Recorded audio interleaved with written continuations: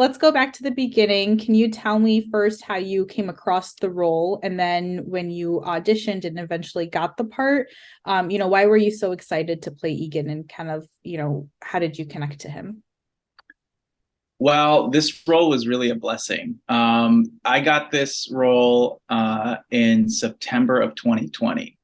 If you can remember 2020, we'd been in quarantine, lockdown. I was mainly a theater actor, and for us doing theater, we felt like we may never do a play again or for years. So I got this audition kind of out of nowhere, and I had the time to really put in the work. And at first, I think they said maybe he's a 2 episode character, possible recurring, something like that. So I didn't think much of it, and I'd seen the show. I'd actually auditioned before it, I think, for season 1 for a part. So I was familiar with the show, and I put forward a tape and got a call soon later, and I was like, "Wow, this is crazy! I'm gonna work during quarantine." So for as an actor, it was a godsend. It was a blessing. Uh, the character, I think the character was exciting because he felt so different from everybody on the show. And I remember Jeff, the showrunner, calling me the night that they told me I booked it, and he wanted to talk to me about something, and they didn't say what. I was like, "What's it gonna ask me?" Uh, and we talked briefly. I had all these questions written down that I was going to ask him. I asked none of them, of course. I was just so excited to talk to him.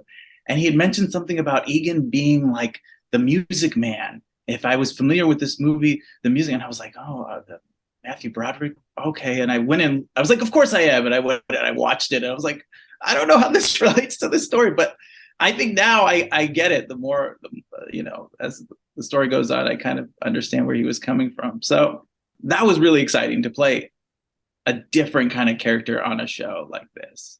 I love his attitude and sarcasm, but he's also very charismatic, which makes you still like him somehow. I like his character. So yeah, I was just gonna ask you kind of how you built the character. I'd never created a character on television before, and I didn't realize that the longer you survive, like on this, especially the show, it becomes a kind of a dance with you and the writers, and they kind of see what you're bringing to the character, and then they start to play with that. And I really felt like by part 4, this first part that you see, they really started to give him a background, and kind of show where Egan's coming from, and like where his spite, his pessimism, his cynicism is coming from. And I always found that there was something redeemable about him, even in season 3, that he does care deeply. It may not be about everybody else, but he does care. And I tried to like really focus on that, as opposed to um, judging the character. I mean, my job as an actor is really to justify their actions and play that. So uh, yeah, I just kept every episode that I got. I was learning with the audience with every episode that I got about this character. I don't know what else to say other than I was learning with you guys about where this guy was coming from, and trying to create this narrative on my own as I went along. And sometimes I'd have to adjust things that I had made up in my head about why he would do certain things. But we'll learn more and more about where Egan's coming from, which I hope is exciting for people. Was it always the plan for you to have like a 2 episode arc, or like a shorter arc? I think they weren't sure. I think it really depended on how well the character plays and what everyone thought of it. And there's a lot of passengers on the show, and so certain storylines get drawn out longer or shorter. And I don't know that they knew if a character like mine would work. So I was really lucky, and I thought after the episode that I kidnapped Ben, I was like, I'm gonna die. This is coming any second now. So to be brought back for uh, part 1 is incredible. Yeah, no, that's amazing. You came in at the start of season 3. it had already been an established show, but it kind of feels like you've always been there. So what was that like for you to kind of come into an already established show and cast? Scary. Here's this like well-oiled machine with all these actors that had worked together, but it actually ended up being a blessing. I mean, Jeff really created a culture, and Josh and Melissa, they were just so welcoming. I was so lucky to. My first day was like all day with Josh Dallas, and I couldn't have felt more welcome. And here I am learning all this about cameras and trying to create this character. I was like overwhelmed. Also coming out of quarantine, like I wasn't used to talking to people. So all of a sudden you're with 100 people talking to you. So this show has been such a blessing, and all the actors have been fantastic. So I was really lucky to be put in a show like this. Yeah, I can definitely see your passion in it. It definitely translates on screen as well. It helped me go to darker places with this character because I felt so comfortable. Like, I know, like I kind of think of Eagan like he's not a friend and he's not a total foe like Angelina. She's just on a different level. You're kind of like in this happy middle. I'm a weasel. Exactly. You said it, not me. Yeah, I'm that's like being gracious. So Yeah, for sure. I think it's kind of ironic that Eagan started the season in prison and now he's behind bars again in part at the end of part one. Can you say anything on where we're gonna see him in part two? Is he just gonna be stuck in a jail cell again? well, we know that they're locking up the passengers now. That's what I can say. Yes, this I felt like this part one for Eagan was a little bit of Jeff and the writers kind of giving the audience a chance to see Eagan beaten up a little bit, which I think the audience wanted to see after season 3. I don't think there's an episode where he doesn't have a black eye or something, bruise or a bloody face. And I think there was one episode where I finally was healed, and then of course, by episode 10, I get hit with the sapphire in the head and have a bandage on my head. So, Oh my gosh. well. Yeah, you're doing great. I don't honestly like he's so smart and a very useful asset, but I don't know why the Stones, they just keep trusting him. They keep going in this circle with him. So charming. I told you, he's charismatic. He is. I have to say, he does help in some of these things. He does help find, Eden.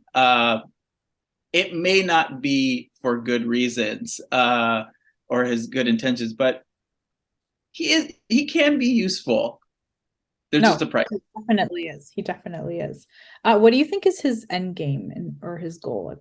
Well, I think when we first are introduced to him, he's this alternative voice to the Stones, and he's very cynical of just following this family and them choosing themselves to spearhead this campaign to save all the passengers. And I think that he's someone who's always kind of been in the outside circle. He's never really fit in, and we learn a little bit about him growing up and being picked on post 9/11 as coming from a Muslim family. He gets bullied at school, and so he kind of has a cynical view of the world. And I think when he sees the Stones as this perfect family of things have happened so well for them, he doesn't. I don't think he really likes the idea of falling in line and listening to them.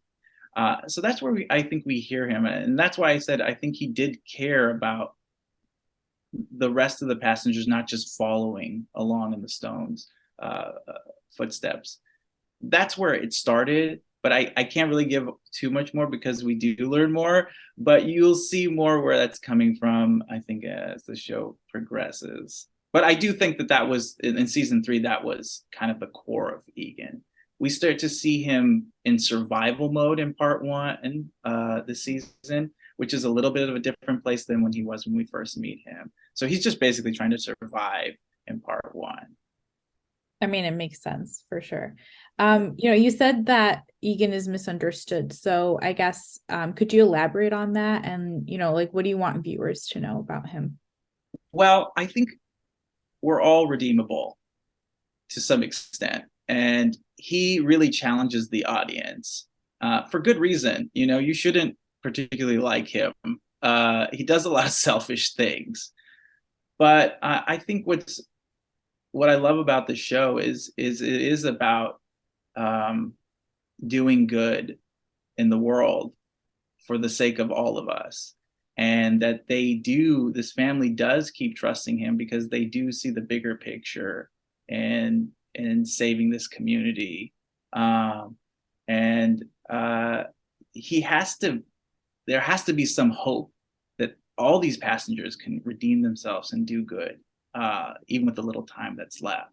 I think hopefully Egan gives people an open mind when they watch the show. There's hope for him to come through at the end, is what I'm hearing. I feel like there should be hope for all of us to come through, right? If you want this boat to make it. For my last question, we've unfortunately reached the end. You guys have filmed the last episode, and obviously, part two is hopefully coming out soon. So what has the manifest journey been like for you? Like I said, when I got this role, it came at such a crazy time. And so much had happened to me in this past 2 years to be a part of a show that gets canceled, the personal things that have happened during, COVID, and to reach this point where these people have become my family and my friends. It wasn't just a job. It was a lot more emotional than I thought to get to that last moment, which I can't talk about where that was or what it was, but to be wrapped from a show, it it was surreal.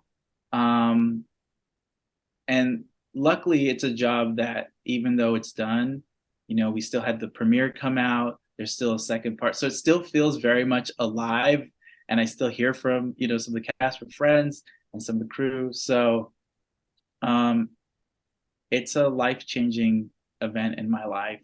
So I'm deeply grateful and appreciative for this blessing that happened in such a difficult time in the world.